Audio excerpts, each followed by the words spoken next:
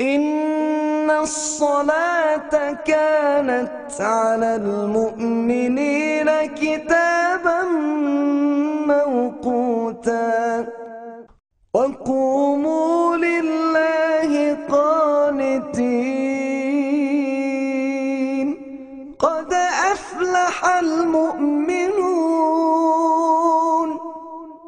الذين هم في صلاتهم خاشعون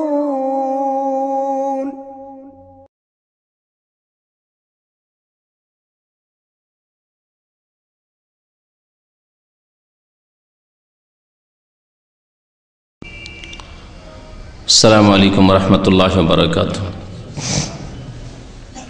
إن الحمد لله نحمده ونستعينه ونستغفره ونعوذ بالله من شرور أنفسنا ومن سيئات أعمالنا من يهده الله فلا مضل له ومن يضلله فلا هادي له وأشهد أن لا إله إلا الله وحده لا شريك له وأشهد أن محمدا عبده ورسوله. يا أيها الذين آمنوا اتقوا الله حق تقاته ولا تموتن إلا وأنتم مسلمون. يا أيها الناس اتقوا ربكم الذي خلقكم من نفس واحدة وخلق منها زوجها وبث منهما رجالا كثيرا ونساء واتقوا الله الذي تساءلون به والأرحام إن الله كان عليكم رقيبا. يا أيها الذين آمنوا اتقوا الله وقولوا قولا سديدا يصلح لكم أعمالكم ويغفر لكم ذنوبكم ومن يطع الله ورسوله فقد فاز فوزا عظيما. أما بعد فإن خير الحديث كتاب الله وخير الهدي هدي محمد صلى الله عليه وسلم وشر الأمور محدثاتها وكل محدثة بدعة وكل بدعة ضلالة وكل ضلالة في النار. أعوذ بالله من الشيطان الرجيم. بسم الله الرحمن الرحيم. والذين هم على صلواتهم يحافظون أولئك هم الوارثون الذين يرثون الفردوس هم فيها خالدون. মহান আল্লাহর সমস্ত প্রশংসা যে আল্লাহ পাক রব্বুল আলামিন আমাদের উপর 5 ওয়াক্ত সালাত ফরজ করেছেন। এই 5 ওয়াক্ত ফরজ নামাজ সম্পর্কে আল্লাহ পাক কাল কিয়ামতে বিচার দিবসে মুসলিমদের প্রথম হিসাব নেবেন। এর জন্য আমাদের প্রত্যেককে প্রস্তুত থাকতে হবে। আল্লাহ পাক রব্বুল আলামিন যেমন নামাজ কায়েম করার আদায় করার হিসাব নেবেন এই ফরজ নামাজ, তেমনি কেমন করে আপনি আদায় করেছেন, সেই নামাজ শুদ্ধ হয়েছে কিনা, কার আদর্শ মোতাবেক সেই নামাজ আদায় করেছেন তারও হিসাব আমাদেরকে দিতে হবে। গত সপ্তাহের আগের সপ্তাহে নামাজের সংক্ষিপ্ত পদ্ধতি, নবী করিম সাল্লাল্লাহু আলাইহি সাল্লামের সালাত নামাজ কেমন ছিল সম্পর্কে উল্লেখ করা হয়েছিল এবং তার সাথে ওয়াদা করেছিলাম যে মাসাইলগুলির দলিল প্রমাণ ইনশাআল্লাহ তাআলা আগামী আলোচনায় পেশ করব।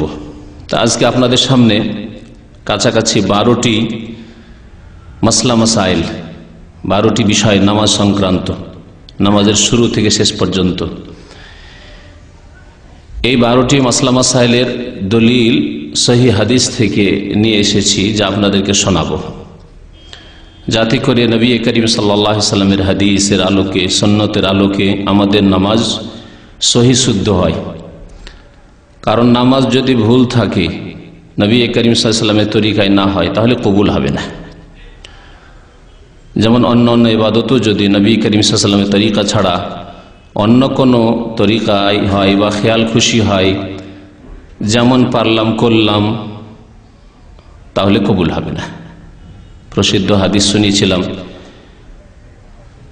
মা আয়েশা রাদিয়াল্লাহু তাআলা আনহা বর্ণনা করেছেন, সহিহ মুসলিমে রয়েছে, মান আমিলা আমালান লাইসা আলাইহি আমরুনা, যে ব্যক্তি কোনো আমল করলো, নামাজ পড়লো, রোজা রাখলো, যাকাত দিল, হজ করলো, উমরা করলো, লাইসা আলাইহি আমরুনা, কিন্তু আমার আদর্শ মোতাবেক না, আমার তরিকা অনুযায়ী নয়। কে বলছেন? রাসূলুল্লাহ সাল্লাল্লাহু আলাইহি সাল্লাম, নবী সাল্লাল্লাহু আলাইহি সাল্লামের তরিকা অনুযায়ী নয়। ফাহরাদ্দুন, তাহলে তা প্রত্যাখ্যাত হবে, মারদুদ হয়ে যাবে, কবুল হবে না। নামাজ যতগুলি ইবাদত বন্দেগী রয়েছে সমস্ত ইবাদত বন্দেগীর মধ্যে সবচাইতে গুরুত্বপূর্ণ ইবাদত হচ্ছে নামাজ, যাতে রয়েছে অন্তরের ইবাদত, বিনয়ী হয়ে খুশু খুজুর সাথে আল্লাহর সামনে দাঁড়াচ্ছেন, অন্তরের ইবাদত রয়েছে, যাতে রয়েছে বাচনিক ইবাদত, জবানের ইবাদত রয়েছে, কথার ইবাদত, তাকবীরে তাহরিমা দিয়ে শুরু করছেন আল্লাহু আকবার, ইবাদত, আল্লাহ সবচাইতে বড়।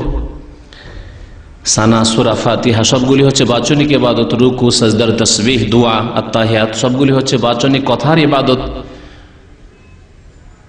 নামাজে রয়েছে অঙ্গ প্রত্যঙ্গের ইবাদত, গোটা শরীরের বিভিন্ন অঙ্গ প্রত্যঙ্গ ঝুঁকছে, সেজদা করছে, দাঁড়াচ্ছে। তাহলে নামাজ এমন একটি ইবাদত যাতে রয়েছে সমস্ত রকমের ইবাদত, ইবাদতে কলবি, অন্তর ইবাদত রয়েছে, ইবাদতে লিসানি, জবানের ইবাদত রয়েছে, বচনের ইবাদত রয়েছে, ইবাদতে উতুল জওয়ারিহ বা অঙ্গ প্রত্যঙ্গের ইবাদত রয়েছে, সমস্ত ইবাদত শামিল আছে, এত ব্যাপক ইবাদত। এই আয়াত পাঠ করেছিলাম আগের অনুষ্ঠানে যে নামাজে আল্লাহ পাক হেফাজত করতে বলেছেন, কয়েকটি আয়াতে আল্লাহ পাক হেফাজতের কথা উল্লেখ করেছেন, কাছাকাছি 4টি আয়াতে নামাজ সংক্রান্ত হেফাজতের কথা বলা হয়েছে।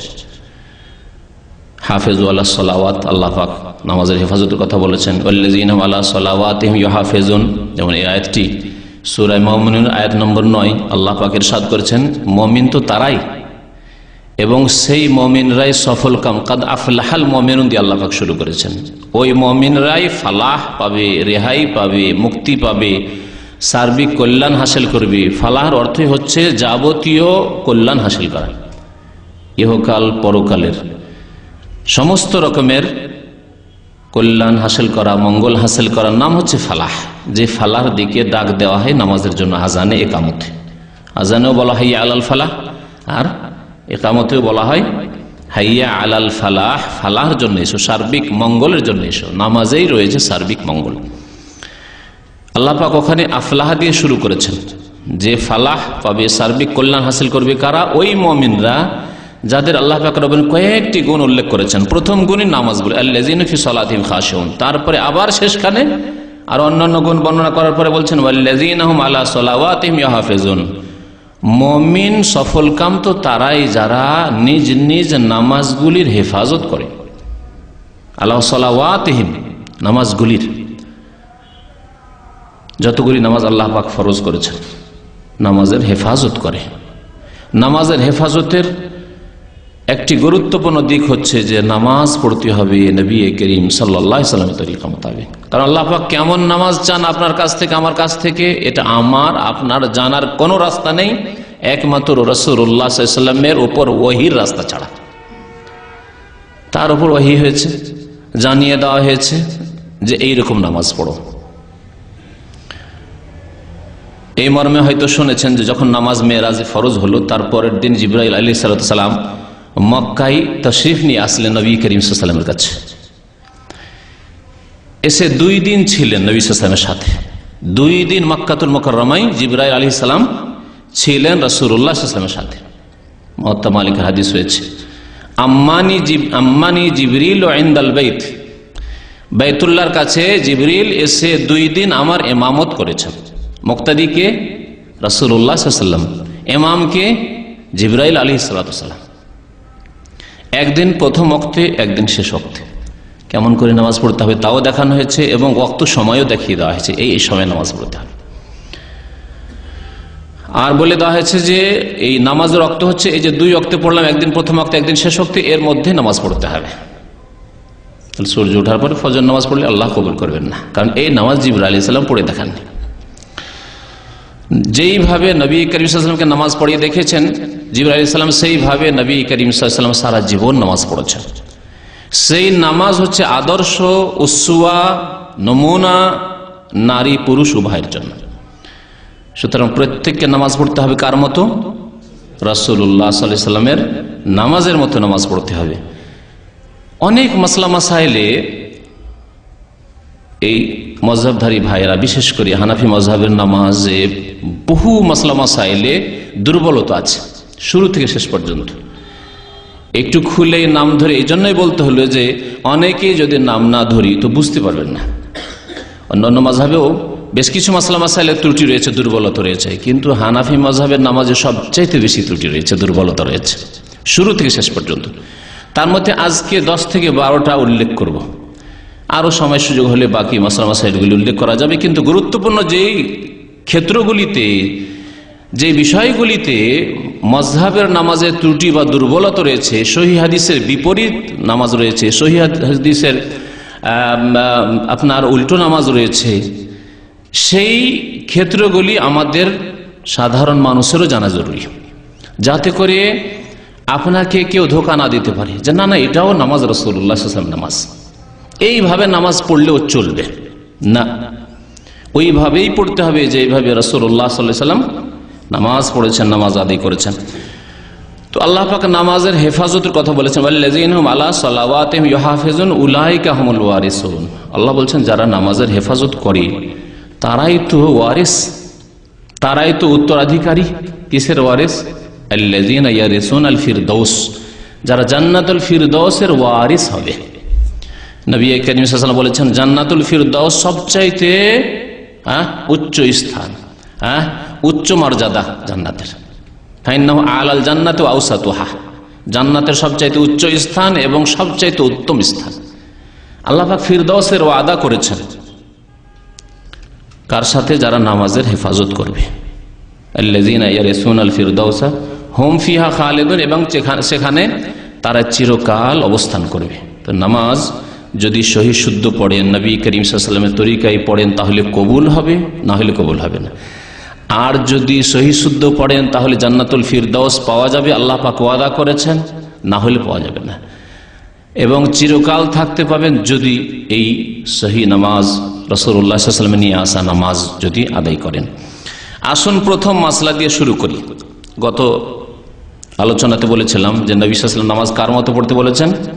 বুখারী শরীফের হাদিস, অন্যান্য হাদিসের কিতাব রয়েছে, সাল্লু কামা রাআইতুমুনি ওসাল্লি, তোমরা নামাজ পড়ো কামা রাআইতুমুনি, যেমন আমাকে দেখলে, ওসাল্লি, নামাজ পড়তে, আমাকে যেমন নামাজ পড়তে দেখলে তেমন নামাজ পড়ো। সাহাবায়ে কেরামরা যারা নামাজ পড়তে দেখেছেন রাসূলুল্লাহ সাল্লাল্লাহু আলাইহি ওয়াসাল্লামকে, তারা এই নামাজের বর্ণনা পেশ করেছেন। আমরা দেখিনি না, আমাদের দেখার কোনো উপায় আছে?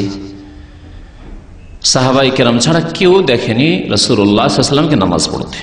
তাদেরকে সম্বোধন করেছেন নবী সাল্লাল্লাহু আলাইহি ওয়াসাল্লাম, এবং তাদের কাছ থেকে তাবেঈনরা নামাজ নিয়েছেন, তাবেঈনদের কাছ থেকে তাবেঈনরা নিয়েছেন। তো এই সহি নামাজ, যেই নামাজ হাদিসের কিতাবে রয়েছে, হাদিসের কিতাবের বরাত সহ কোন কিতাবে রয়েছে, পাতা নম্বর এই জন্যই বলবো না যে পাতা নম্বর গিয়ে অনেক সময় মিলবে না, কারণ আরবি হাদিসের কিতাবের পাতা নম্বর আলাদা। আবার আরবি কিতাবের মধ্যে একটি কিতাব আছে ভাষ্য সহ, মানে ব্যাখ্যা সহ, আরেকটি বিনা ব্যাখ্যা রয়েছে, যেমন বুখারী শরীফ। তাহলে ব্যাখ্যা সহ যে কিতাব রয়েছে সহিহ বুখারীর, যেমন ফাথুল বারী 12 খণ্ডে রয়েছে, কিন্তু এমনি বুখারী 1 খণ্ডও থাকতে পারে। ভারত, পাকিস্তানে, বাংলাদেশে যে বুখারী পাওয়া যায় সেটা 2 খণ্ডে।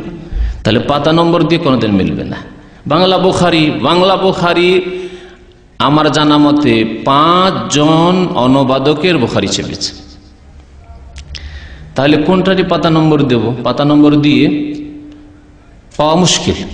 এমনকি হাদিসের নম্বরগুলি দিতেও আগপিছ হয়েছে। কোন যারা নম্বর দিয়েছেন হাদিসগুলোর, তাদের কেউ আবার সনদগুলির নম্বর দিয়েছেন। একটা হাদিস হয়তো, মানে বিষয়বস্তু একটি হাদিসের, কিন্তু 2-3টি সনদ এসেছে, 2-3টা বর্ণ দিয়েছেন। নম্বরের ক্ষেত্রেও কম বেশি হয়ে গেছে।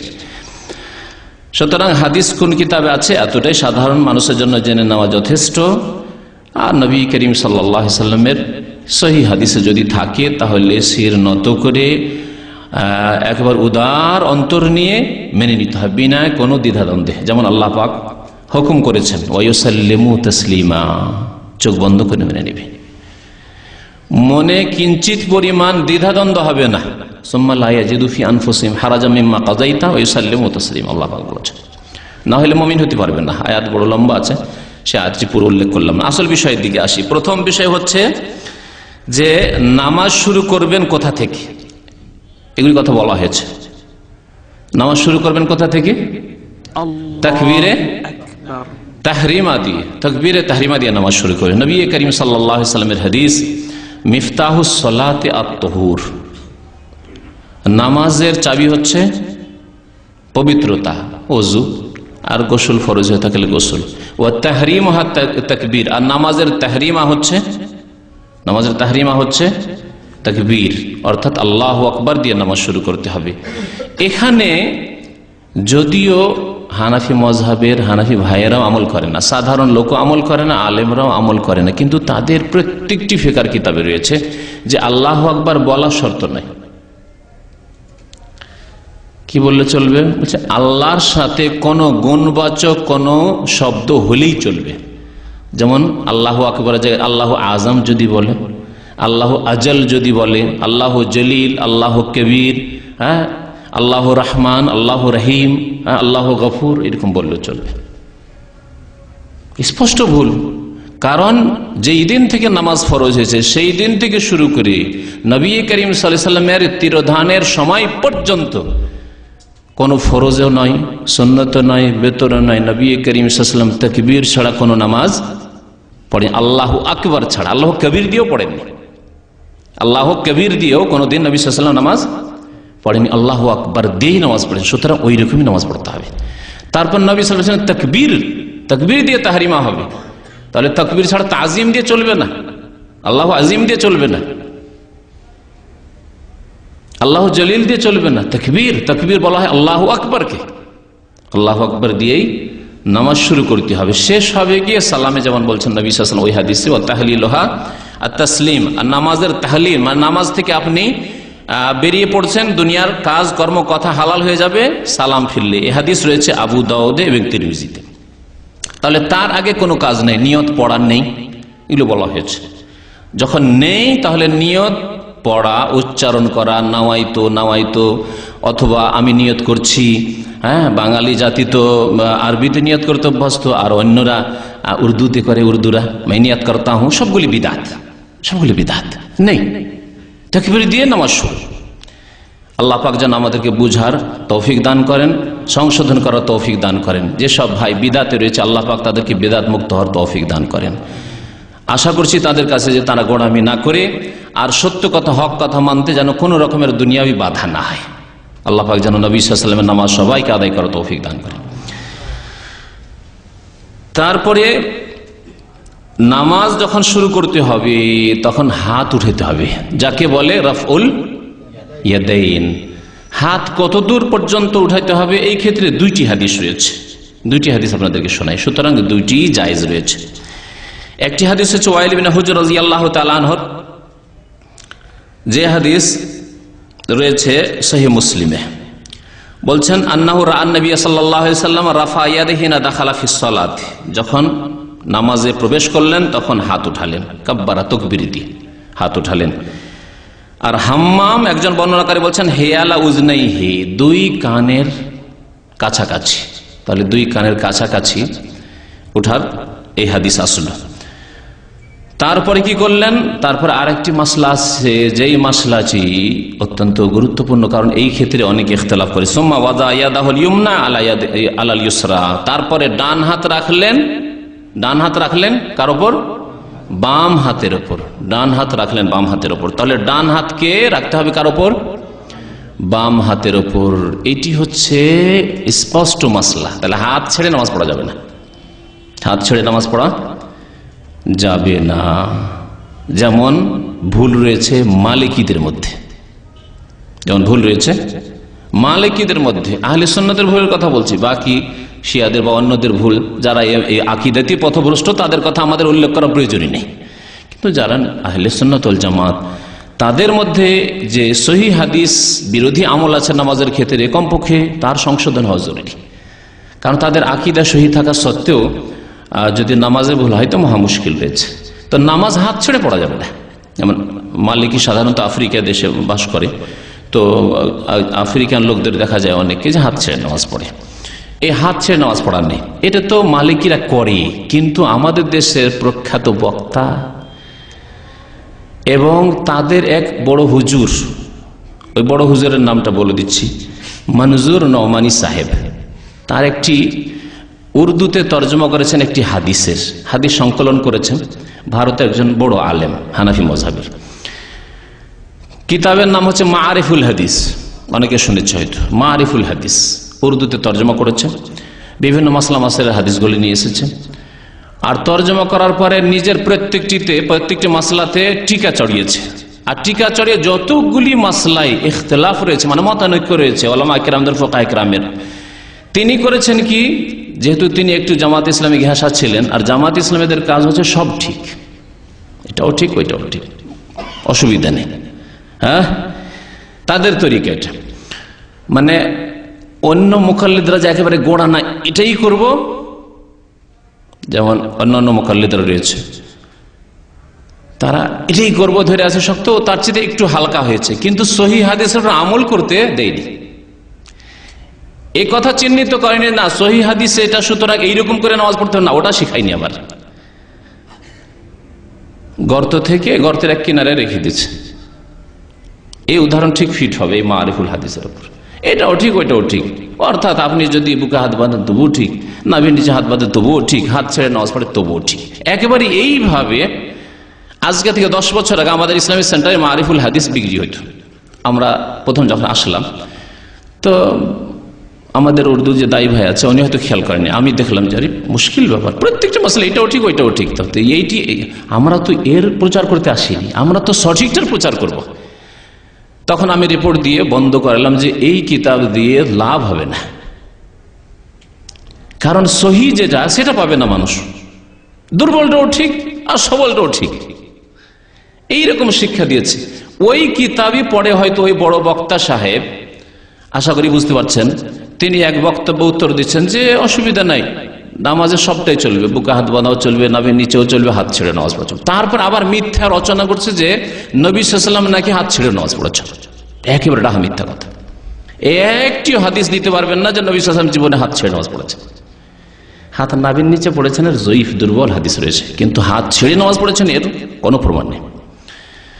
তাহলে এই মাসলা আমরা জানতে পারলাম যে হাত বেঁধেছেন, ডান হাত, হাদিসের শব্দ শুনেন, সহিহ মুসলিমের হাদিস, সুম্মা ওয়াজা ইয়াদাহুল ইয়ুমনা আলাল ইউসরা, ডান হাত বামের ওপর রাখলেন, রেখে তাহলে বাঁধলেন, ছেড়ে নয়, এভাবে নামাজ পড়তে হবে। কোথায় বাঁধতে হবে সেই মাসলা আসছে আর একটা, এখানেও সহি বাঁধা বাঁধতে হবে, যেভাবে নবী করিম সাল্লাল্লাহু আলাইহি ওয়াসাল্লাম নামাজ পড়েছেন। তাউস রাহমাতুল্লাহ আলাইহি তাবেঈ তিনি বর্ণনা করেছেন যে কানা রাসূলুল্লাহ সাল্লাল্লাহু আলাইহি ওয়াসাল্লাম, রাসূলুল্লাহ সাল্লাল্লাহু আলাইহি ওয়াসাল্লাম ইয়াদাউ ইয়াদাহুল ইয়ুমনা আলা ইয়াদিহিল ইউসরা, তিনি ডান হাত বাম হাতের উপর রাখতেন, সুম্মা ইয়াশুদ্দু বাইনাহুমা, এবং মজবুত করে ধারণ করতেন, এরকম ঢিলা ঢালা নয়, মজবুত করে ধারণ করতেন। আলা সাদরিহি, কোথায়? আলা সাদরিহি, সাদরিহি মানে বুকের ওপর, সিনার উপর। ওয়া হুয়া ফিস সালাতে, নামাজের অবস্থায়, বাইরে নয়, অন্য কোনো সময় নয়, ওয়া হুয়া ফিস সালাহ, নামাজের অবস্থায় বুকের উপরে ধারণ করতেন। সুনানে আবু দাউদ, হাদিসটি আবু দাউদে রয়েছে। আর এই আলা সাদরি, বুকের উপর হাত বাঁধার সুনান সহিহ ইবনে খুজাইমাতেও হাদিস রয়েছে। ইবনে খুজাইমার হাদিসটি শোনাই, ওয়াইল ইবনে হুজর রাদিয়াল্লাহু তাআলা আনহু বর্ণনা করেছেন, বলছে সাল্লাইতু মা রাসূলিল্লাহি সাল্লাল্লাহু আলাইহি ওয়াসাল্লাম, আমি আল্লাহ রাসূল সাল্লাল্লাহু আলাইহি ওয়াসাল্লামের সাথে নামাজ পড়েছি। ওয়া ওয়াদা ইয়াদাহুল ইয়ুমনা আলা ইয়াদিহিল ইউসরা, বাম হাতের উপর ডান হাত রাখলেন, তাহলে হাত ছেড়ে নয়। আলা সাদরি, কোথায় রাখলেন? বুকের ওপর রাখলেন, সহিহ ইবনে খুজাইমার হাদিস। তাহলে বুকের ওপর হাত রেখে নামাজ পড়ে হচ্ছে সহিহ হাদিস মোতাবেক আমল, এটি হচ্ছে শুদ্ধ নামাজ, রাসূলুল্লাহ সাল্লাল্লাহু আলাইহি ওয়াসাল্লামের নামাজ। আর একটি কথা মনে রাখবেন যে যেখানে ইখতিলাফ হয়েছে, মতানৈক্য হয়েছে, এ কথা বলবেন না যে ইখতিলাফ আছে তো একটা করলেই হবে না, এরও ফয়সালা আছে, কোরআনে আল্লাহ ফয়সালা দিয়েছেন। যখন দুটি মত তিনটি মত আছে, কোনো একটা ধরলেই হয় না, এই কথা বলবেন না। আল্লাহ পাক দুটি আয়াত ইরশাদ করেছেন, একটি আয়াত রয়েছে ফাইন তানাজাতুম ফি শাইইন ফারুদ্দুহু ইলাল্লাহি ওয়ার রাসূল, তোমাদের মাঝে যদি মতানৈক্য হয়, বিবাদ হয়, ইখতিলাফ হয়, দুটি মত তিনটি মত হয়, নানা মত হয়, তাহলে কি করতে হবে? ফারুদ্দুহু, এই বিচার ফিরিয়ে দাও কার কাছে? ইলাল্লাহি, আল্লাহর দিকে, এবং রাসূল, রাসূলের দিকে। ইন কুনতুম তুমিনুনা বিল্লাহি ওয়াল ইয়াউমিল আখির, যদি তোমাদের আল্লাহর প্রতি ঈমান থাকে আর আখিরাতে ঈমান থাকে, তাহলে তোমরা বিচার কোথা থেকে নেবে? আল্লাহ এবং রাসূলের নিকট থেকে নেবে। তোমরা এই কথা বলবে না যে এটাও চলে ওটাও চলে না। তাহলে এই তরিকা ঠিক নয় যে জয়ীফ সহিহ সবই চলে না। আল্লাহ পাক ফয়সালা নিতে বলেছেন আল্লাহ এবং রাসূলের কাছে। রাসূলুল্লাহ হাদিসে ফয়সালা পেয়ে গেলেন যে সাদরে, বুকে হাত বাঁধতে হবে।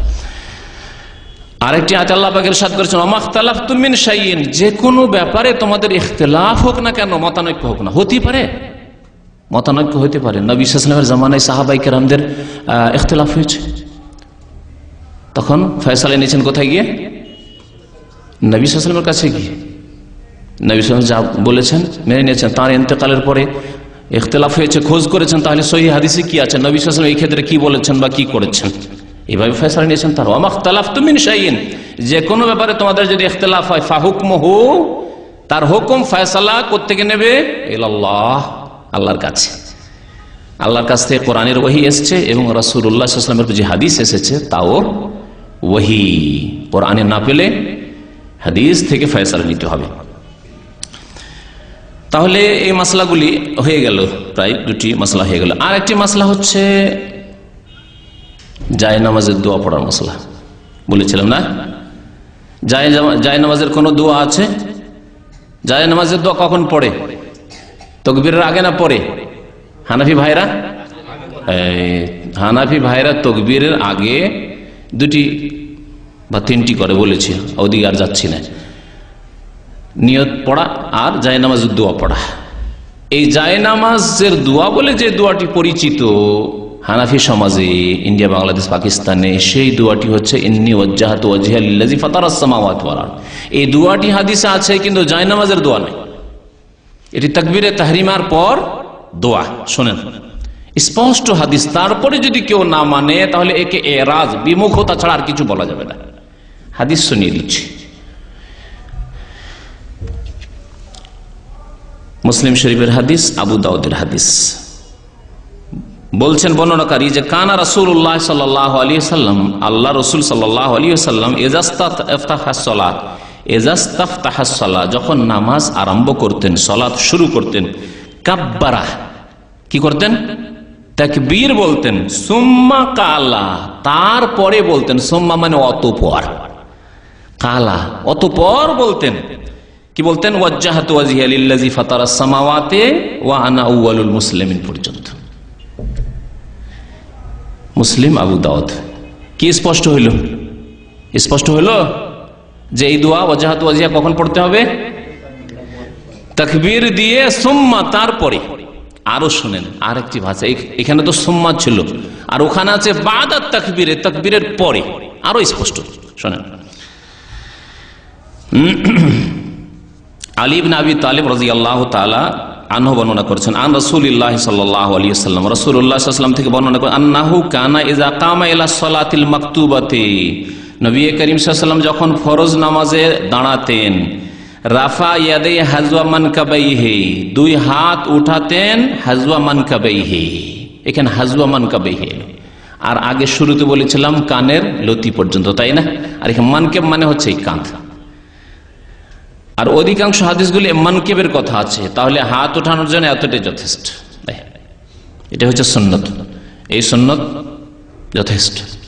আর যদি কেউ আরেকটু ওপরে উঠায় কোনো অসুবিধা নেই, কিন্তু আবার কান ধরা, আল্লাহু আকবার অথবা আল্লাহু আকবার না। মহিলাদেরকে দেখা যায় একেবারে আল্লাহু আকবার না, কানের লতির নিচে থাকবে অথবা কাঁধ পর্যন্ত, হাজওয়া মানকাবাইহি, কাঁধ পর্যন্ত।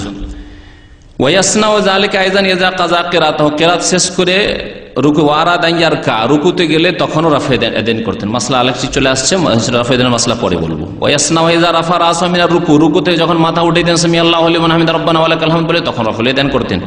ওয়ালা ইয়ারফাউ ইয়াদাইহি ফি শাইইন মিন সালাতিহি ওয়া কায়দান, বসে রাফা এদেন করতেন না, মানে সেজদায়, সেজদায় গেলেন বসে বা সেজদা থেকে উঠিয়ে আবার দ্বিতীয় সেজদা দেওয়ার সময় এগুলো তো রাফা এদেন করতেন, হাত উঠাতেন না। ওয়াইজা কামা মিনাস সাজদাতাইন মিন সাজদাতাইন রাফা ইয়াদাইহি কাযালিকা ফাকাব্বার, যখন 2 রাকাত নামাজ পড়ে যখন উঠতেন তখনও, মানে 2 রাকাত 4 রাকাত বিশিষ্ট নামাজ বা 3 রাকাত বিশিষ্ট নামাজ প্রথম আত্তাহিয়াত পড়ার পরে তখনও রাফা ইয়াদাইন করতেন, ফাকাব্বার তাকবীর বলতেন।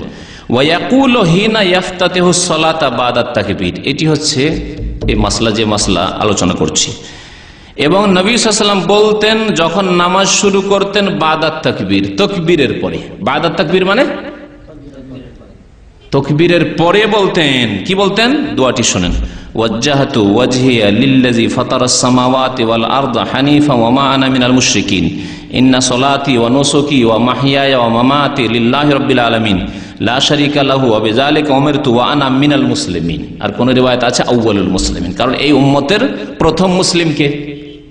রাসূলুল্লাহ সাল্লাল্লাহু আলাইহি সাল্লাম, আউয়ালুল মুসলিমিন। কিন্তু আমি আপনি না, আউয়ালুল মুসলিমিন বলবেন না, বলা ঠিক হবে না, বলতে হবে আনা মিনাল মুসলিম, আমি মুসলিমদের একজন। তারপরে আরো কিছু দোয়া পড়তেন ওর সাথে, আল্লাহুম্মা আনতাল মালিক লা ইলাহা ইল্লা আনতা সুবহানাকা আনতা রাব্বি ওয়া আনা আবদুকা যালামতু নাফসি ওয়া আতারাফতু বিযামবি ফাগফির লি যুনুবি জামিআন ইন্নাহু লা ইয়াগফিরু যুনুবা ইল্লা আনতা ওয়াহদিনি লি আহসানিল আখলাকি লা ইয়াহদি লি আহসানিহা ইল্লা আনতা ওয়াসরিফ আন্নি সাইয়্যাহা লা ইয়াসরিফ আন্নি সাইয়্যাহা ইল্লা আনতা লাব্বাইক ওয়া সা'দাইক ওয়া আনা বিকা ওয়া আলাইকা ওয়া ইলাইকা ওয়া লা মানজা মিনকা ওয়া লা মালজা ইল্লা ইলাইক আস্তাগফিরুকা ওয়া আতুবু ইলাইক। তিরমিজি ক্বালা হাযা হাদিসুন হাসানুন সহিহ, এই হাদিসটি হাসান, অত্যন্ত সুন্দর এবং সহিহ। তাহলে এই হাদিস দ্বারা স্পষ্ট হইল যে ওয়াজ্জাহতু ওয়াজহিয়া এই দোয়া কখন পড়তে হবে? বাদাত তাকবীরে। আগের হাদিসে এসেছে মুসলিম শরীফে সুম্মা, অতঃপর তাকবীরের পরে, একই অর্থ। তাহলে তাকবীরের আগে যদি কেউ ওয়াজ্জাহতু ওয়াজহিয়া পড়ে যায়, নামাজের দোয়া সুন্নাত হবে না বিদআত হবে? হাদিসের মোতাবেক আমল হবে না হাদিসের বিরোধিতা হবে? বিরোধিতা হবে, হাদিসের বিরোধিতা করে নামাজ পড়বেন। আল্লাহ পাক বুঝার জন্য তৌফিক দান করেন, সংশোধনের জন্য তৌফিক দান করেন।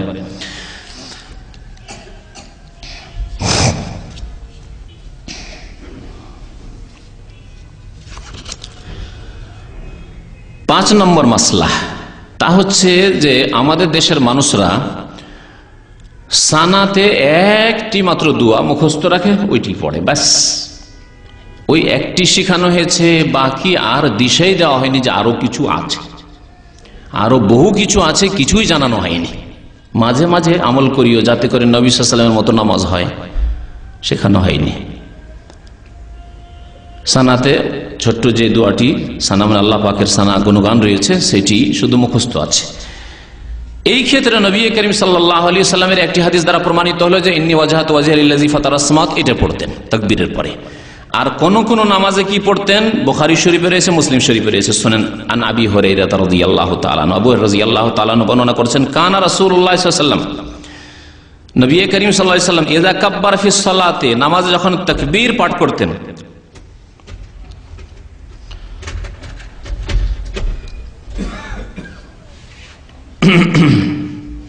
নবী সাল্লাল্লাহু আলাইহি ওয়াসাল্লাম যখন নামাজে তাকবীর পাঠ করতেন, সাকাতা হুনাইহাতান, অল্প কিছুক্ষণ নীরব থাকতেন।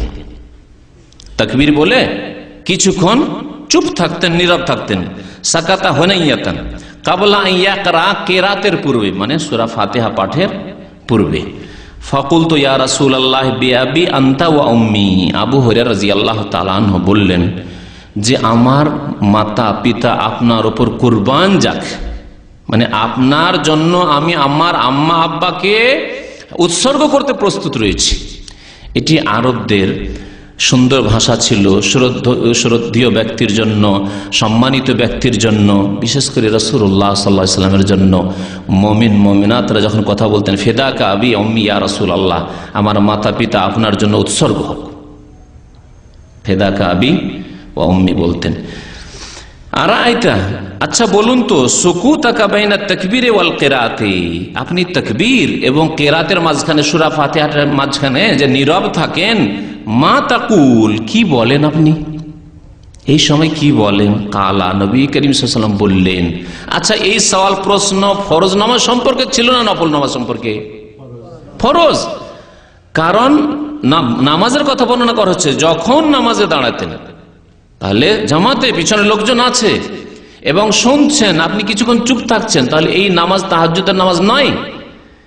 হানাফি আলেমরা তাদের একটি ভুল এখানে, এবং জনসাধারণকে ভুল বুঝায় এইভাবে যে না না, এই দোয়াগুলি তাহাজ্জুদে, নফল নামাজে। অথচ স্পষ্ট হাদিস যে ফরজ নামাজে, আবু হুরায়রা জিজ্ঞাসা করছেন যে আপনি এই যখন চুপ থাকেন তখন কি বলেন তাকবীর এবং কিরাতের মাঝখানে? শোনেন কি দোয়া, আর এই দোয়া আমি সবচেয়ে বেশি পড়ি, কারণ এই দোয়া প্রথম কথা সহিহ বুখারী তো রয়েছে, মুসলিমের সবচেয়ে সহিহ কিতাবে কোরআনে কারীমের পরে রয়েছে। তারপরে এই দোয়ার অর্থ অত্যন্ত সুন্দর, আল্লাহ পাকের গুণগানও রয়েছে আর আল্লাহ পাকের কাছে গুনাহ কাথার মার্জনা কামনাও রয়েছে। কিন্তু অনেক সময় দেখি ইমামের পিছনে, এখানকার ইমামরা অনেকে তাড়াতাড়ি করে, কারণ এরাও সুবহানাকেই পড়ে, ছোটটাই পড়ে, যার ফলে খুব তাড়াতাড়ি করে। তো হয়তো সম্ভব না হলে তখন ওটাও পড়ি, কারণ ওটাও হাদিসে রয়েছে। সবগুলির উপরে যাতে করে আমল হয়ে যায়। আমার নিজের নামাজ হলে সুন্নত নামাজ, অন্যান্য নামাজ রয়েছে, নফল নামাজ, বেতন নামাজ, আমি বড়গুলি পড়ি যাতে করে নবী সাল্লাল্লাহু আলাইহি ওয়াসাল্লামের সুন্নতগুলির উপর আমল হয়ে যায়। আমার একাকী নামাজ অথবা আমি নিজে ইমামতি করছি, তখন আল্লাহ বাইদ বাই নিজে দোয়াটি এখানে সামনে আছে। আকুল ও নবী সাল্লাল্লাহু আলাইহি ওয়াসাল্লাম বলছেন আমি বলি, তাকবীর এবং কেরাতের মাঝখানে যে চুপ থাকি তাতে বলি আল্লাহুম্মা বাইদ বাইনি ওয়া বাইনা খাতায়া, আল্লাহ আমার মাঝে এবং আমার গুনাহ খাতার মাঝে দূরত্ব তৈরি করে দাও। কামা বা'আদতা বাইনাল মাশরিকি ওয়াল মাগরিবি, যেমন তুমি দূরত্ব সৃষ্টি করেছো পূর্ব পশ্চিমের মাঝে। অর্থাৎ আমার থেকে গুনাহকে কত দূরে রাখো? যত দূরত্ব হচ্ছে পূর্ব পশ্চিমের, মানে গুনাহ যেন আমাকে না পাই কোনোদিন, আমার দ্বারা যেন কোনো গুনাহ না হয়, এত দূরে রাখো গুনাহকে, এবং আমাকে গুনাহ থেকে এত দূরে রাখো, গুনার কাছে যেন না যাই আমি। তারপরে শুনে আল্লাহুম্মা নাক্কিনি মিন খাতায়া, আল্লাহ আমাকে গুনাহ খাতা থেকে পরিষ্কার পরিচ্ছন্ন করে দাও। কামা ইউনাক্কা সাওবুল আবিয়াযু মিনাদ দানাস, যেমন সাদা কাপড়কে ময়লা থেকে পরিষ্কার পরিচ্ছন্ন করা হয়। আল্লাহুম্মা গসিলনি মিন খাতায়া, আল্লাহ আমার গুনাহ থেকে আমাকে ধুইয়ে দাও। বিল মায়ে, পানির দ্বারা, ওয়াসালজে, বরফ দ্বারা, ওয়াল বারাদে, আর যে শিলা পাথর, যে বৃষ্টির সাথে শিলা বৃষ্টি হয়, ওই বরফ দ্বারা, ওই বরফের পাথর দ্বারা। একে বারাদ বলা হয় আরবি ভাষায়, বারদ নয় বারাদ। বারাদ মানে হচ্ছে ঠান্ডা, আমাকে বারদ মানে ঠান্ডা লাগছে, আর বারাদ মানে হচ্ছে যে শিলা বৃষ্টি, বৃষ্টির সাথে যে আমাদের দেশে খুব পাথর হয়, ওই পাথর। হাদিস মুত্তাফাকুন আলাইহি, বুখারী মুসলিম শরীফের হাদিস। বলুন তো কেউ কি এই দোয়া পড়েন? কারণ সহিহ হাদিসের রাস্তা দেখানো হয়নি, ঢেকে রেখে দেওয়া হয়েছে, কোনো কিতাবে উল্লেখ করা হয়নি। আর যদি কখনো পেয়ে জানা জিজ্ঞাসা করেন যে হাদিসে তো পাচ্ছি আল্লাহ বাইদ বাইনি ওয়া বাইনা খাতায়া, তো বড় বড় আলেম উত্তর দিবে, মুকাল্লিদ আলেম উত্তর দিবে যে আচ্ছা ওগুলো নফলে তাহাজ্জুদে, তাহলে কি করে শিখবেন? হ্যাঁ, না তাহাজ্জুদ পড়েন, আর পড়লেও আর মুখস্থ করার সময় কোথায়, এই অবস্থা। না, অবশ্যই মুখস্থ করবেন। তারপরে যে প্রসিদ্ধ যে দোয়াটি পড়ি বা পড়েন অনেকেই, বা আমাদের হানাফি ভাইরা পড়েন, এরকম হাম্বলি ভাইরাও পড়েন, সেটিও শোনাচ্ছি আপনাকে। কিন্তু সেটি রয়েছে আবু দাউদ নাসাইতে। হাদিসের যে প্রসিদ্ধ কিতাব, যেগুলিকে আমাদের দেশের আলেম ওলামারা বলে সেহা সিত্তা, মানে 6টি হাদিসকে ওরা সেহা সিত্তা বলে, মানে সহিহ হাদিস। যদিও বুখারী মুসলিম ছাড়া বাকিগুলোতে জয়ীফ হাদিসও রয়েছে। কুতুবুস সিত্তা প্রসিদ্ধ 6টি কিতাব, তার স্তর হচ্ছে এইরকম: বুখারী, মুসলিম, তারপরে আবু দাউদ বা নাসাই, তারপরে তিরমিজি, তারপরে ইবনে মাজাহ। তাহলে এই হাদিস রয়েছে আবু দাউদ নাসাই, বুখারী মুসলিমের পরে যে আবু দাউদ নাসাইর স্থান, সেই দুই কিতাবে রয়েছে এই দোয়া। আন আবি সাইদিন, আবু সাইদ খুদরি রাদিয়াল্লাহু তাআলা আনহু বর্ণনা করছেন যে আন্নান নবী সাল্লাল্লাহু আলাইহি ওয়াসাল্লাম, নবী করিম সাল্লাল্লাহু আলাইহি ওয়াসাল্লাম, কানা ইযা ইফতাতাহা সালাতা, যখন নামাজ শুরু করতেন, কালা বলতেন। এখানে তো বলা হয়নি যে ফরজ নামাজ না সুন্নত নামাজ, যদি করবে এইটাও নফল নামাজে, তাহলে কোথা থেকে নেবেন? ইযা ইফতাতাহা সালাত, যখন নামাজ শুরু করতেন, কখনো কখনো এটাও ফরজে পড়তেন। কালা বলতেন সুবহানাকা আল্লাহুম্মা ওয়া বিহামদিকা ওয়া তাবারাকা ইসমুকা ওয়া তাআলা জাদ্দুকা ওয়া লা ইলাহা গায়রুকা। এটি মুখস্থ আছে, কিন্তু বাকিগুলি কেন মুখস্থ নেই? আর ইন্নী ওয়াজহাতু মুখস্থ আছে, কিন্তু সঠিক জায়গায় পড়েন না, বিদাতি জায়গায় পড়েন, মুখস্থ থেকেও লাভ হয় না। তাহলে 3টি কমপক্ষে দোয়া শুনলেন। এছাড়াও বেশ কিছু দোয়া আছে যেগুলি নবী করিম সাল্লাল্লাহু আলাইহি ওয়াসাল্লাম বিভিন্ন নামাজে পড়তেন। 7 নম্বর বিষয় হচ্ছে সূরা ফাতিহার বিষয়। নামাজে সূরা ফাতিহা পড়তে হবে, নামাজে সূরা ফাতিহা পড়তে হবে, সূরা ফাতিহা ছাড়া নামাজ হয় না, এই বিষয়ে বলা হয়েছে। হাদিস শুনে আপনাদেরকে উবাদা ইবনে সামিত রাদিয়াল্লাহু তাআলা আনহু বর্ণনা করেছেন, আন্না রাসূলুল্লাহ সাল্লাল্লাহু আলাইহি ওয়াসাল্লাম কাল, আল্লাহ রাসূল সাল্লাল্লাহু আলাইহি ওয়াসাল্লাম ইরশাদ করেছেন, লা সালাতা লিমান লাম ইয়াকরা বিফাতিহাতিল কিতাব, কোন নামাজ নেই, লা সালাতা কোন নামাজ নেই, লিমান ওই ব্যক্তির, লাম ইয়াকরা পড়ে না, বিফাতিহাতিল কিতাব সূরা ফাতিহা, الحمد لله رب العالمين الرحمن الرحيم مالك يوم الدين إياك نعبد وإياك نستعين اهدنا الصراط المستقيم صراط الذين أنعمت عليهم غير المغضوب عليهم ولا الضالين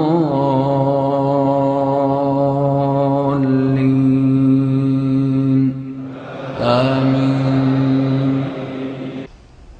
যে ব্যক্তি সূরা ফাতিহা পড়ে না তার নামাজ হয় না, এই হচ্ছে নবী সাল্লাল্লাহু আলাইহি ওয়াসাল্লাম হাদিস।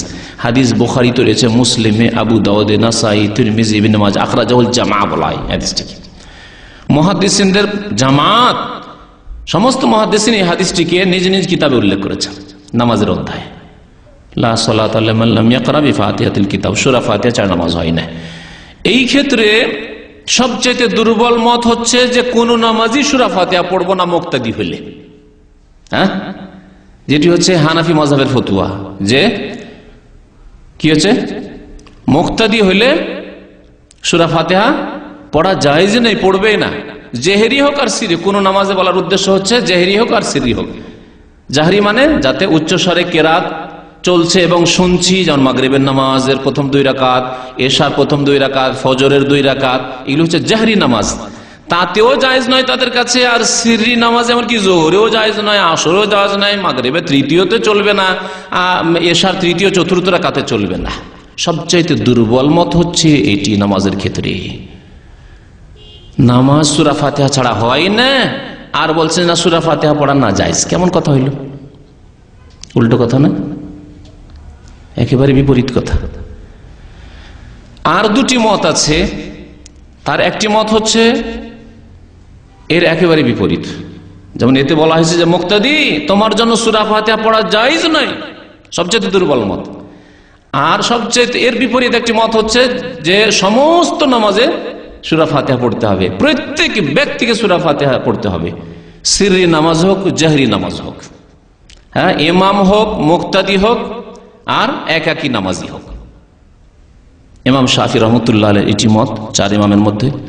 ইমাম বুখারী রহমতুল্লাহ আলাইহি, যে আমিরুল মুমিনিন ফিল হাদিস, মুহাদ্দিসিনদের শিরোমণি, সবচেয়ে বড় মুহাদ্দিস যিনি, তার এটি মত। এবং তিনি একটি প্রসিদ্ধ কিতাব লিখেছেন, বাংলায় অনুবাদ হয়েছে, ঢাকায় পাওয়া যাচ্ছে, ঢাকা থেকে ছেপেছে, এটি সৌদি আরবে ছাপা বই নয়, বাংলা বইটি।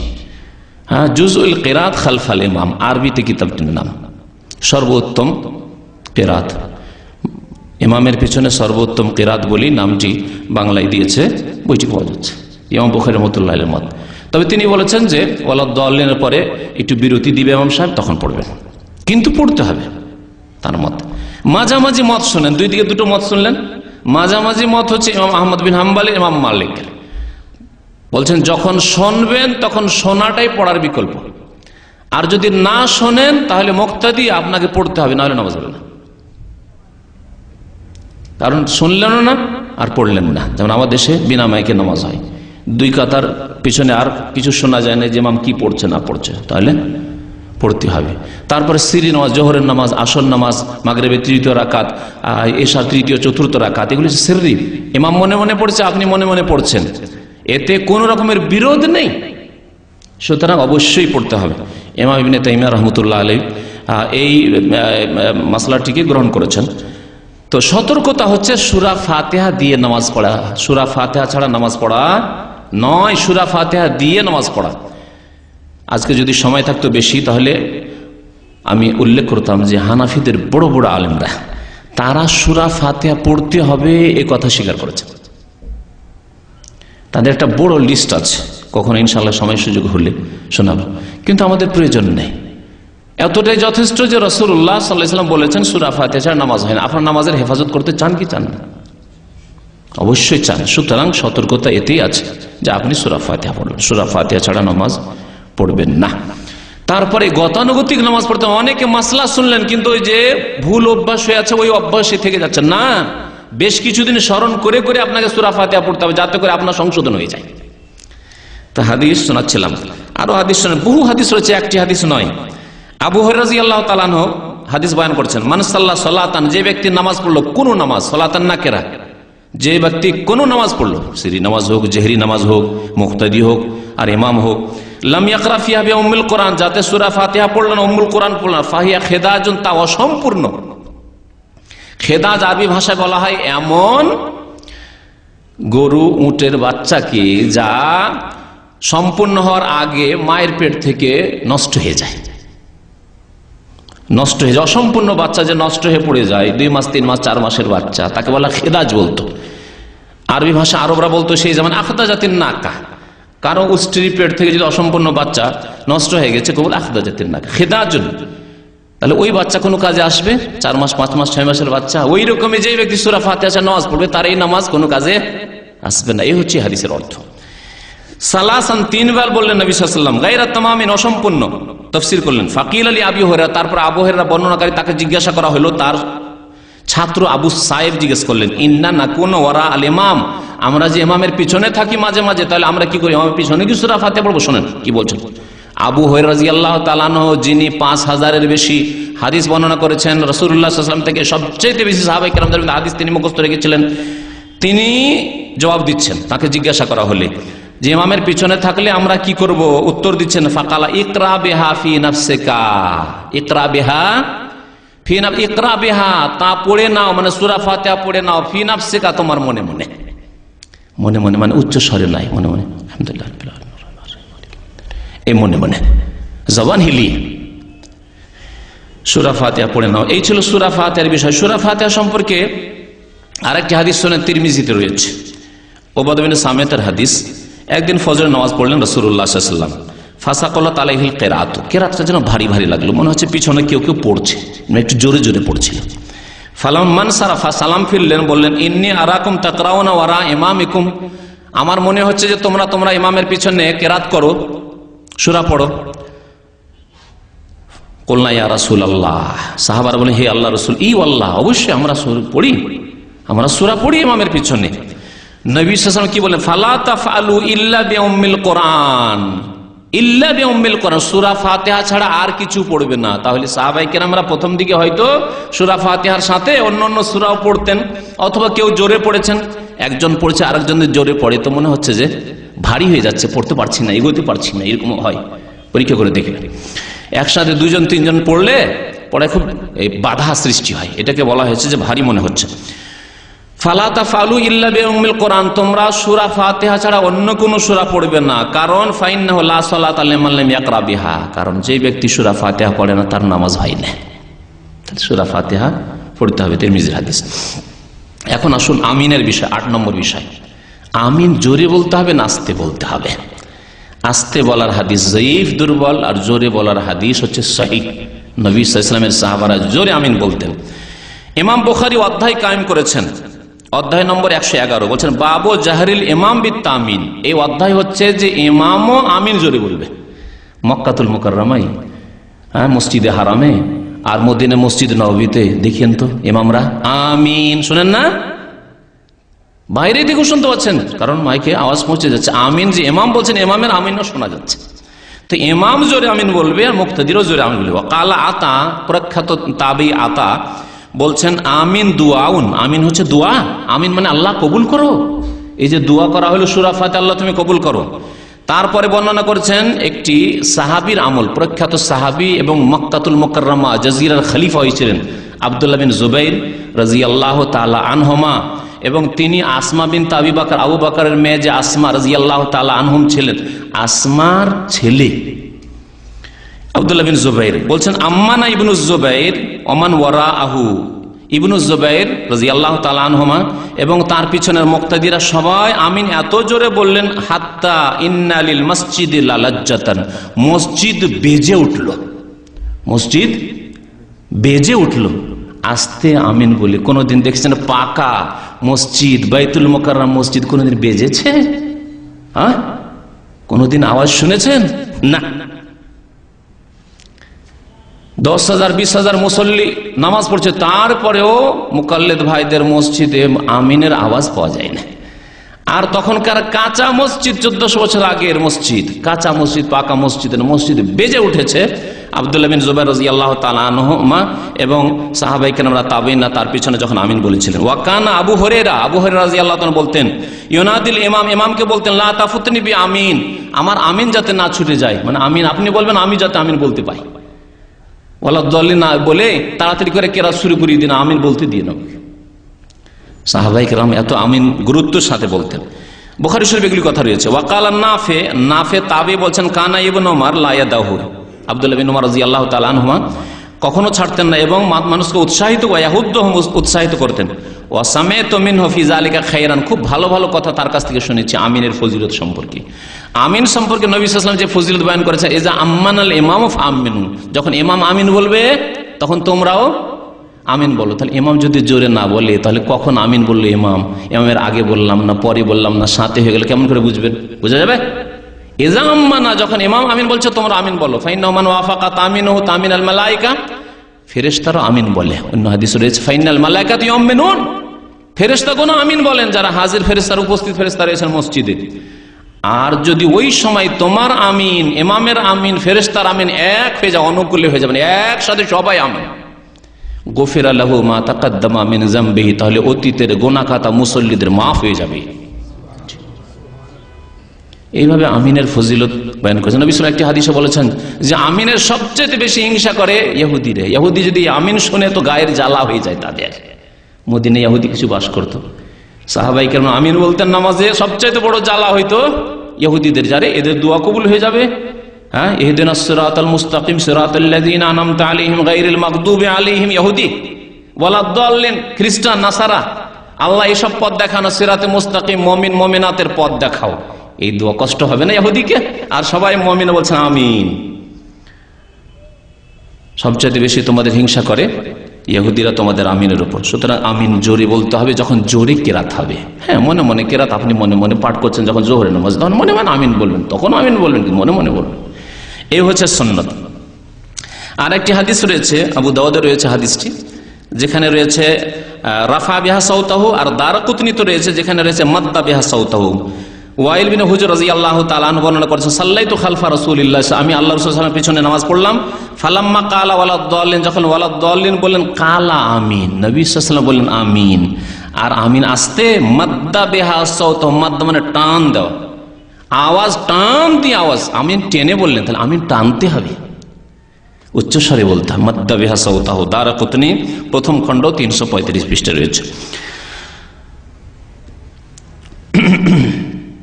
এখন আসুন রফুল ইয়াদাইন। আমিনের মাসলা হলো 9 নম্বর মাসলা হচ্ছে রফুল ইয়াদাইনের, মানে হাত তোলা। যদিও একটা হাদিসের তরজমাতে চলে এসেছে রফুল ইয়াদাইন কয় জায়গায় করতে হবে বলেছি, তাকবীরে তাহরিমায় করতে হবে, এটাতে সবার একমত রয়েছে, ইত্তেফাক রয়েছে। আল্লাহু আকবার। রুকুতে যাওয়ার সময় করতে হবে 2 নম্বর, রুকু থেকে ওঠার সময় করতে হবে সামি আল্লাহু লিমান হামিদা রব্বানা ওয়া লাকাল হামদ তৃতীয় জায়গায়। আর 3 রাকাত অথবা 4 রাকাত বিশিষ্ট নামাজে প্রথম তাশাহুদ থেকে যখন উঠবেন আল্লাহু আকবার দিয়ে, তখন কি করবেন? আবার রফুল ইয়াদাইন করবেন। এই 2-1টি হাদিস শোনে, হাদিস এই মর্মে অনেকগুলি রয়েছে।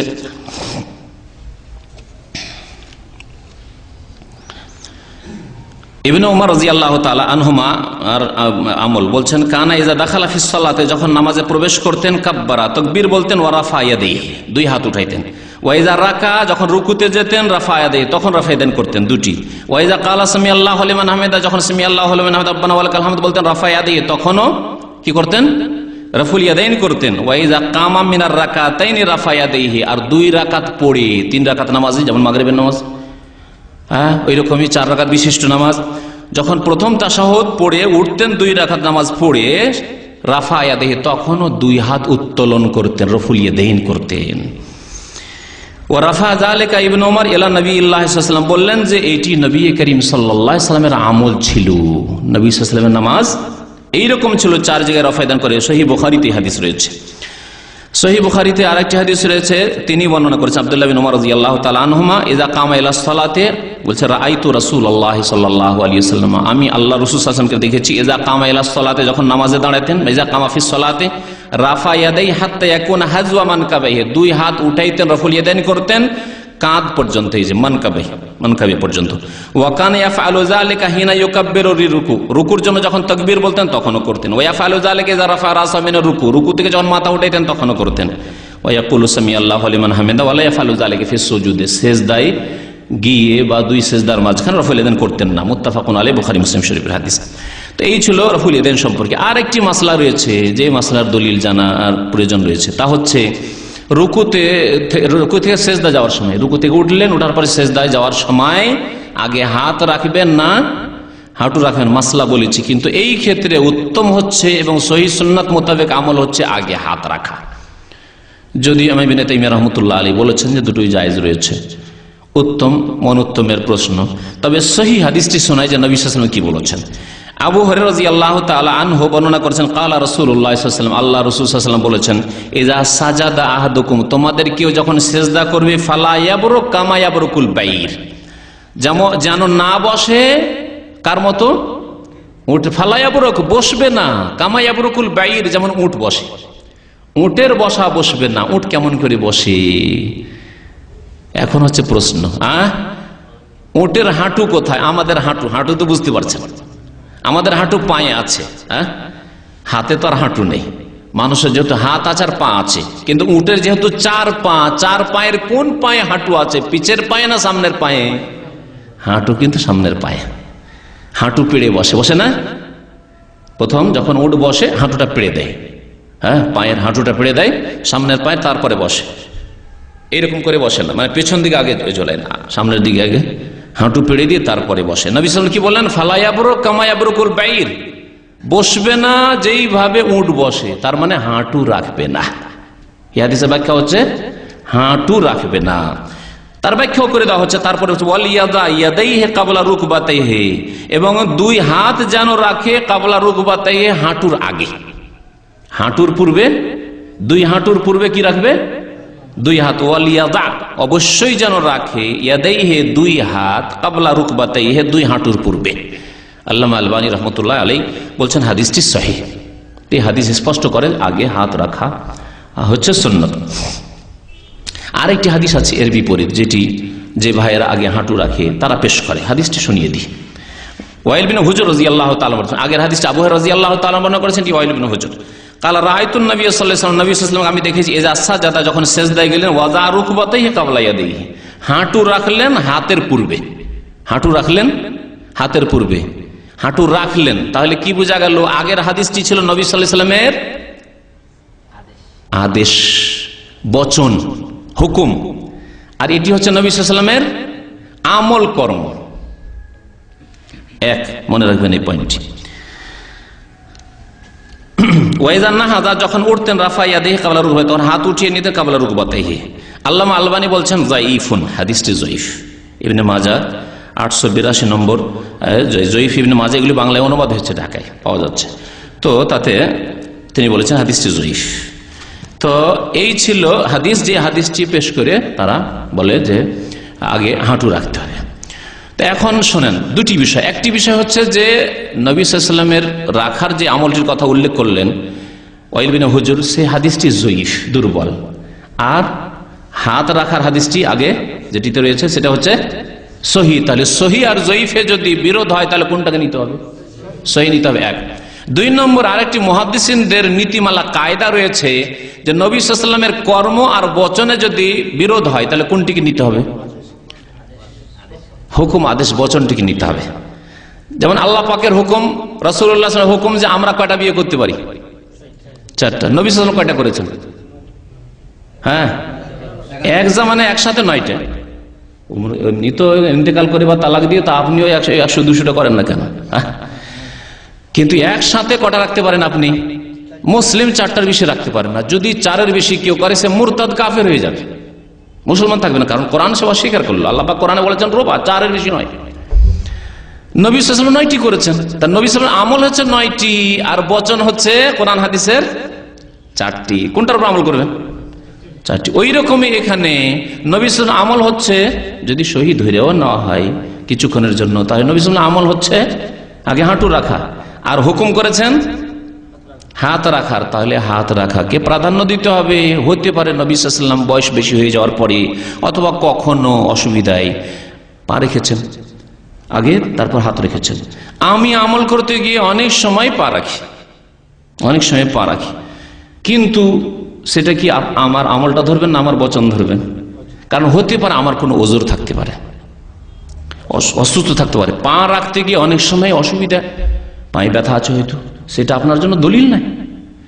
বয়স্ক মানুষদের জন্য সুবিধা, হ্যাঁ সুবিধা আগে হাঁটু রাখা, হাত রাখার সুবিধা।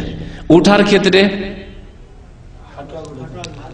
হ্যাঁ হাঁটু আগে উঠে হাতে ভর দিলে অসুবিধা, কিন্তু যদি হাঁটু দিয়ে উঠতে আগে হাত উঠিয়ে নেয় তো কষ্টকর বয়স্ক লোকেদের জন্য। তো নবী সাল্লাল্লাহু আলাইহি ওয়াসাল্লামের আমলে বিভিন্ন রকমের সম্ভাবনা থাকতে পারে। এক কথায় নবী সাল্লাল্লাহু আলাইহি ওয়াসাল্লামের হুকুম যেটা সহিহ হাদিস, সেটা হচ্ছে যে আগে হাত রাখা, এই জন্য সেটি উত্তম। আর দুই একটি বিষয় বলি শুধু। একটি বিষয় হচ্ছে বসার ক্ষেত্রে, আত্তাহিয়াতে বসার ক্ষেত্রে হানাফি ভাইরা প্রথম তাশাহুদে হোক আর দ্বিতীয় তাশাহুদে হোক, হ্যাঁ একই রকম বসে, অর্থাৎ বাম পা বিছিয়ে দিয়ে তার উপর পাছাটা রেখে বসে, যেটাকে ইফতেরাশ বলা হয়েছে হাদিস ভাষায়। ইফতেরাশ মানে বিছানা বিছিয়ে দিয়ে, বাম পাকে বিছিয়ে দিয়ে আর ডান পাকে খাড়া করে দিয়ে বসে যাওয়া, এটাকে ইফতেরাশ বলা হয়েছে। প্রথম তাশাহুদে এরকম করে, দ্বিতীয় তাশাহুদে এরকম করে, কিন্তু সহিহ হাদিসের আলোকে নবী সাল্লাল্লাহু আলাইহি ওয়াসাল্লাম যেটা আমল ছিল যে না, প্রথম তাশাহুদে এরকম বসবেন, বাম পায়ে হ্যাঁ ভর দিয়ে আর ডান পা খাড়া করে বসবেন, কিন্তু দ্বিতীয় তাশাহুদে মাগরিবের নামাজ দ্বিতীয় তাশাহুদে রয়েছে, এশার নামাজ দ্বিতীয় তাশাহুদে রয়েছে, এইরকমই কোন নামাজ 4 রাকাত পড়ছেন আপনি, হয়তো সুন্নত নামাজ একসাথে 4 রাকাত, এক সালামে 4 রাকাত পড়ছেন, তাহলে এই সব নামাজে শেষ তাশাহুদে কি করে বসতে হবে?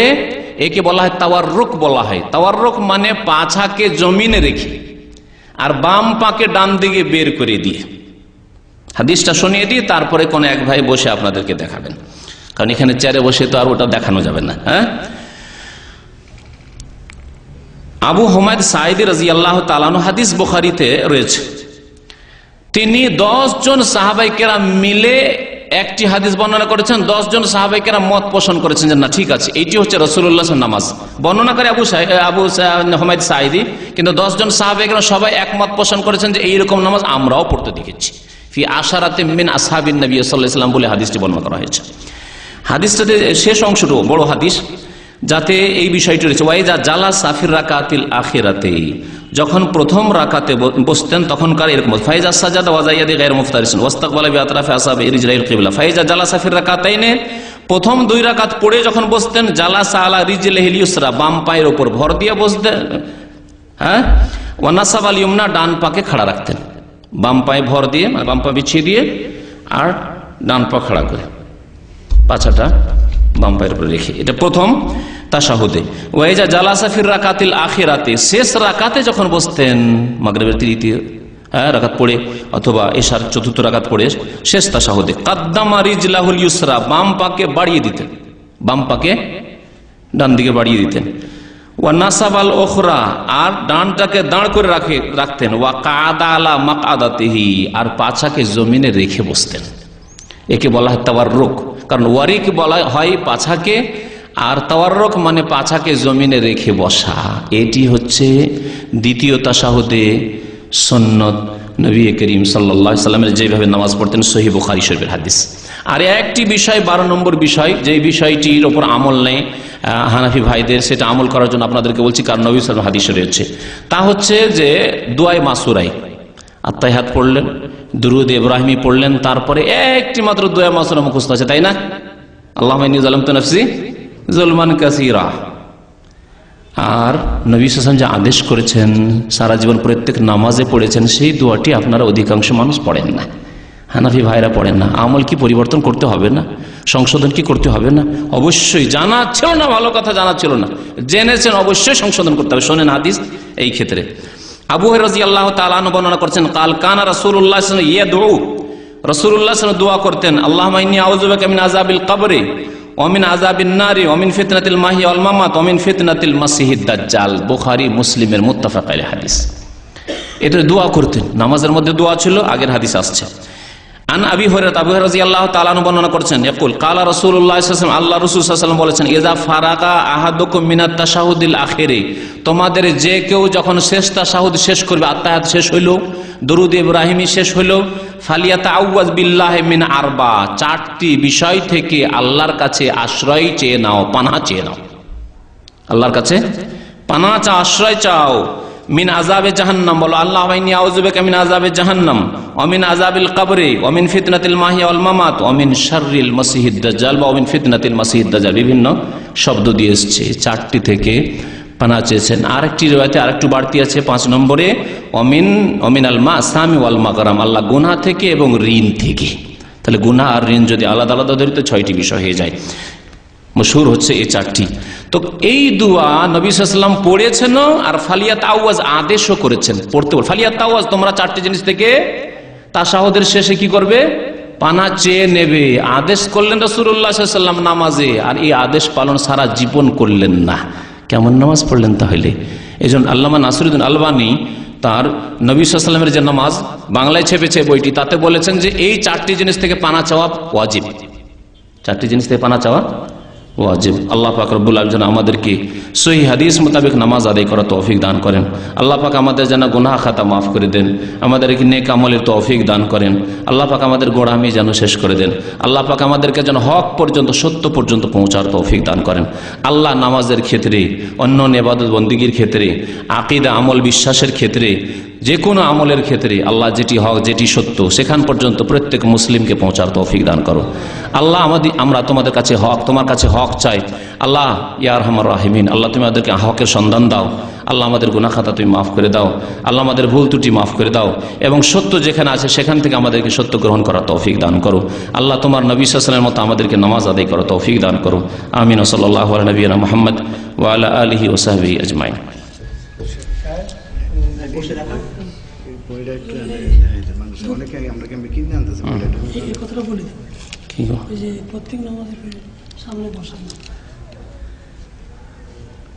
প্রত্যেক নামাজের পরে ইমামকে মুক্তাদির দিকে ঘুরে বসা, হ্যাঁ এ একটি বিষয়। হানাফি ইমাম সাহেবরা সুন্নতের খেলাফে এখানে আরেকটি কাজ করে কি, একটু কাত হয়ে বসবে, সোজা হয়ে বসেন, একটু কাত হয়, একটু কাত হয়, সামান্য একটু কাত হবে ডান দিকে। এর মধ্যে আবার ওদের যারা বেরলবি তাদের এক শিরকি আকীদা ঢুকানো আছে। আটরসি মাইজ ভান্ডারি যারা নিজেদেরকে সুন্নি আহলে সুন্নাত বলে, কিন্তু ওরা ওই কবর মাজার পূজা করে। ইন্ডিয়া বাংলাদেশে বেরলবি রেজবি যারা, তাদের ইমামরা ডান দিকে একটু কাত হয় আর বলে যে নামাজের কিবলা ছিল কাবা আর মোনাজাতের কিবলা হচ্ছে গৌসুল আজম বড় পীর ইরাক।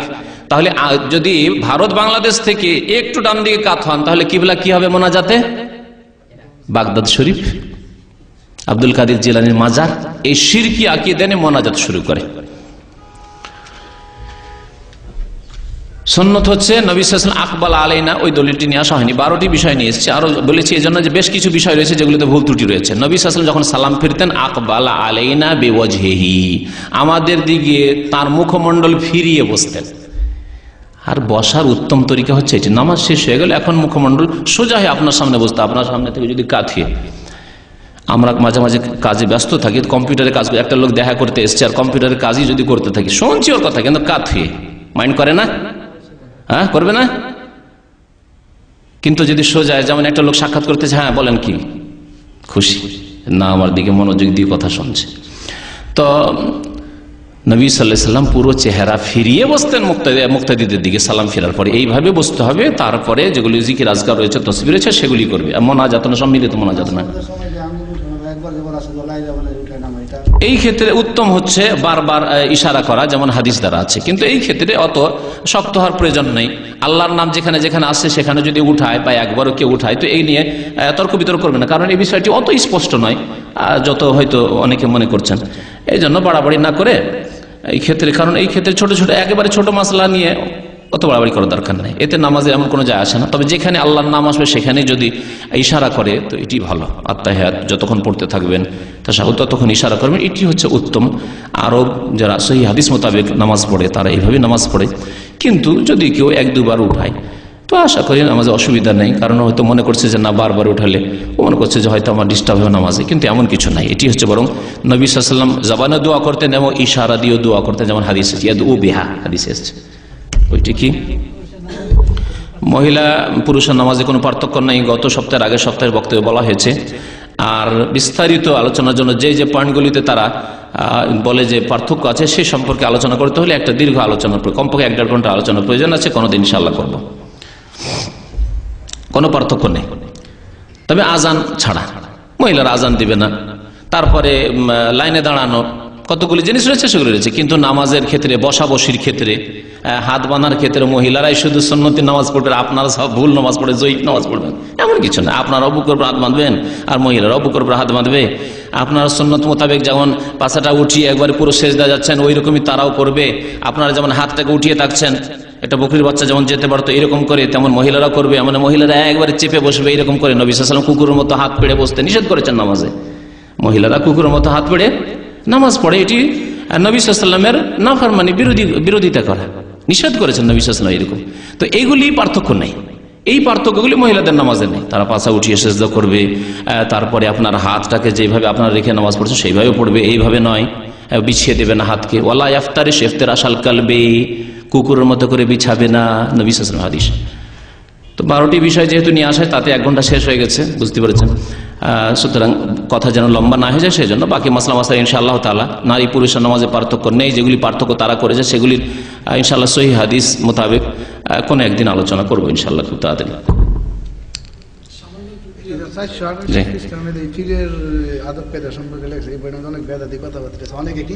আহকামে জিন্দেগি সব বিদাতি কিতাব, আহকামে জিন্দেগি এসব বিদাতি কিতাব। ইমাম খতিব বাইতুল আতিক জামে মসজিদ, পশ্চিম নাখালপাড়া, তেজগাঁও, ঢাকা। যাই হোক, এগুলি সব বিদাতি কিতাব। আশা করি এসব কিতাব পড়বেন না। যার সহিহ হাদিস, ইয়া রাসূল আসআলুকা শাফাআতা, নবীর দরবারে বলছে হে রাসূল আপনার কাছে শাফাত চাই। নবীর কাছে চাইবেন, আল্লাহর কাছে চাইবেন। সুবহানাল্লাহ। আমরা গিয়ে আর যাওয়ারও প্রয়োজন, এখান থেকে বলে আল্লাহ তোমার নবীর শাফাত দান করো। শাফাতের মালিক, আদেশ নিষেধের মালিক, কাল কিয়ামতে হাসরের দিবসে মালিক আল্লাহ পাক। আল্লাহ পাক আল্লাহ তোমার নবীর শাফাত দান করো, তোমার নবীর হাউজে কাউসার থেকে পানি দান করো। আল্লাহর কাছে চাইবো, কারণ মালিক আল্লাহ।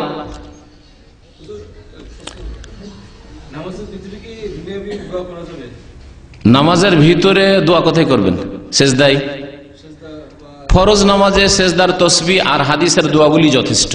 আর নিজের ভাষায় দোয়া, যদিও বেশ কিছু ওলামারা বলেছেন, এখানকার ওলামারা এই ফতোয়া দিচ্ছেন যে নফল সুন্নত এগুলোতে করতে পারেন আপনি, যদি আরবি জানা নাই এমন কিছু চাইবেন, তবে নামাজের বাইরে করলে ভালো কথা। কারণ সাধারণ মানুষ আজকাল যদি বলেন নামাজের মধ্যে বাংলায় দোয়া, অথচ তাদের মাযহাবে রয়েছে যে ফার্সিতে তাকবীর দেওয়া যায় যাচ্ছে। যারা আপত্তি করবে তাদের নিকটে আল্লাহ বুজরুগ বার্তার আস দিয়ে নামাজ শুরু করা, ওটা তো বলিই নি। যদি ফেকার কেতাব নিয়ে এসে খুললে বয়ান করি তো আমাদের আজ যেসব আলেম ভাইরা আছে একমত হবে, আর না হলে তাদের একমত হইতে হবে। যদি না হয়তো কিতাব খুলে যে ইমাম আবু হানিফা রাহমাতুল্লাহ আলাইহির নিকটে আল্লাহ বুজরুগ বার্তার আস বলা যায় যাচ্ছে। ইরানিরা ফার্সি ভাষা দিয়ে নামাজ সারতে পারে। তো কথা হচ্ছে যদি তারা যদি এটা করতে পারে তো বাংলা আর ফার্সিতে কি পার্থক্য আছে? কোনো পার্থক্য নাই। ফার্সি শুধুমাত্র ইরানের ভাষা, আর বাংলা বাংলাদেশের ভাষার উপরন্ত পশ্চিমবঙ্গের ভাষা, আসামের ভাষা, লন্ডনে গোটা মহল্লা এলাকা বাঙালি আর বাঙালি হয়ে আছে, মিসফালায় বাঙালি আর বাঙালি হয়ে আছে। তো বাংলা ভাষায় কারো হবে জায়েজ হবে না? আল্লাহ মহান এই কথা বলে নামাজ শুরু করা। কথা হচ্ছে যে না, ওগুলো শুরু করতে বলছে না, কিন্তু দুয়ার ক্ষেত্রে সেজদা, দুয়ার ক্ষেত্রে হচ্ছে দুইটি, একটা হচ্ছে সেজদা আর আরেকটি হচ্ছে আত্তাহিয়াত দুরুদের পরের জায়গা। এই জায়গাগুলিতে নিজের নামাজে, নফল নামাজে, তাহাজ্জুদের নামাজে আপনি দোয়া করতে পারবেন, যদি মনে করেন যে আমি কিছু চাইবো, আরবি জানছি না আমি, কিন্তু যেমন আমি আরবি জানি, আমি আমার নামাজের মধ্যে আমি আরবি দিয়ে দোয়া চাইবো, কোরআন হাদিসের দোয়া দিয়ে চেষ্টা করবো। যদি তা দিয়ে না হয় তো আমি নিজে বানিয়ে আরবি দিয়ে আল্লাহর কাছে চাইবো, চাইতে পারবো।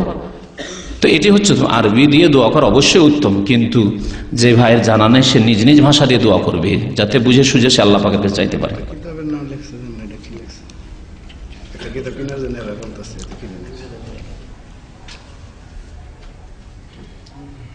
সব বিদাতি কিতাব।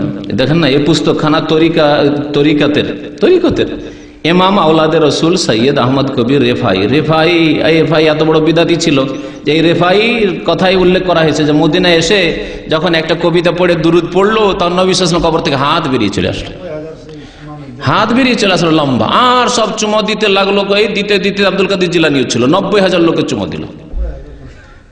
তখনকার 90,000-এর জন্য যদি নবীর হাত বেরিয়ে আসে, আজকে 30 লক্ষ লোক আছে। 90,000 কোথায়, 30 লক্ষ কমপক্ষে 50 লক্ষ হাজি সাহেবরা আসছে হজের মৌসুমে। 1400 বছর আর কোনোদিনই কোনো হাত বেরোলো না। হ্যাঁ, এসব গুমরাহি কথাবার্তা। আর যদি হাতি বেরোইতো তো সবচেয়ে প্রিয়তমা ব্যক্তি মা আয়েশা রাদিয়াল্লাহু তাআলা মাঝে মাঝে তো হাত বেরোতো।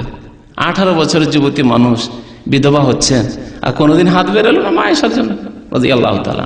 আর এই বিদাতির জন্য হাত বেরোয়। তো এই হলো বিদাতিদের কিতাবের অবস্থা। জি, নামাজের পরে সুন্নতি জিকির করা যায় আছে, বরং সুন্নত আছে। আল্লাহু আল্লাহর জিকির, ওইসব জিকির নাই, তবে এইসব জিকির আছে। আস্তাগফিরুল্লাহ আস্তাগফিরুল্লাহ আস্তাগফিরুল্লাহ, আল্লাহুম্মা আনতাস সালাম ওয়া মিনকাস সালাম তাবারাকতা ইয়া যাল জালালি ওয়াল ইকরাম। ইনশাআল্লাহ এই জিকিরগুলো, ইনশাআল্লাহ দোয়া, যে নামাজের পরে যে দোয়াগুলি আছে, গত সপ্তাহে মনে হয় ইশারা করেছিলাম, গত সপ্তাহের আগের সপ্তাহে।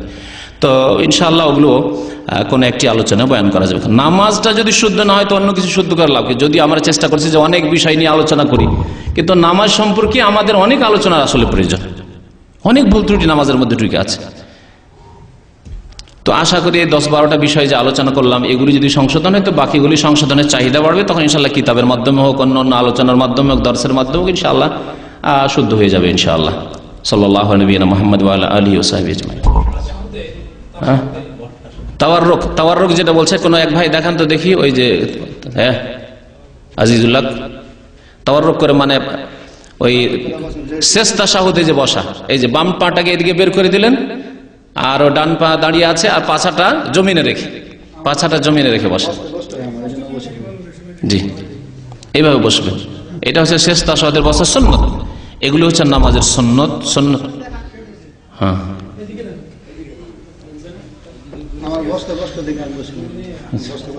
না না, ওইটা পাটা ফেলে দেবেন, ওইভাবে বসবেন, কিন্তু পা ফেলে দেবেন। আচ্ছা আচ্ছা, কারো অসুবিধা থাকলে কোনো অসুবিধা নেই, সুন্নত, এটি সুন্নত,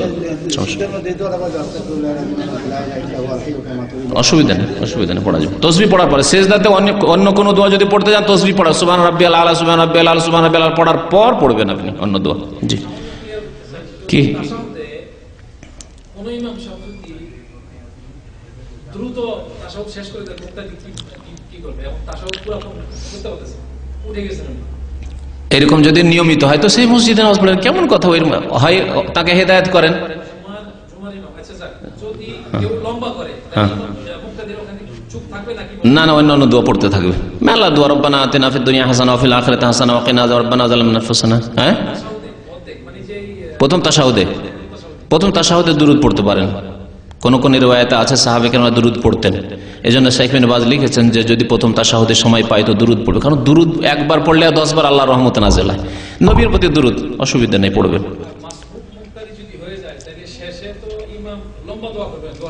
হ্যাঁ হ্যাঁ, দোয়া করতে পারে, সমস্যা নেই, দোয়া করতে পারে, দোয়া করার ক্ষেত্রে এটা দোয়া করতে পারে, কোনো অসুবিধা নেই।